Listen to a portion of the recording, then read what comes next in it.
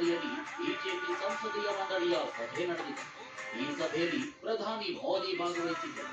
BJP ಸಂಸದರನ್ನ ಉದ್ದೇಶಿಸಿ ಮಾತನಾಡಿದ ಈ ಸಭೆಯಲ್ಲಿ ಮೋದಿ ಇಂಡಿಯಾ ಮೈತ್ರಿಕೂಟದ 4ನೇ ಸಭೆ ಬಗ್ಗೆ ಕಿಡಿಕಾರಿದ್ದಾರೆ.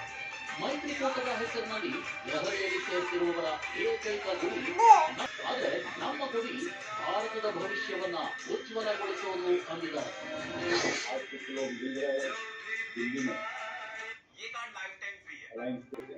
गाना डाल को दे तू, गाना डाल को दे तू, डाल को ये हमारा गाना डाल को दे तू माँ,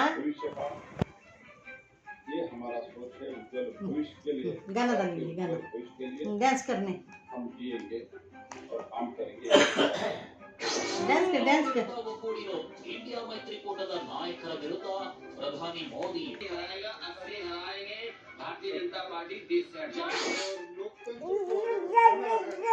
तो हम सब लोग मिलकर लड़ना होगा और इस लड़ाई के लिए सभी लोग तैयार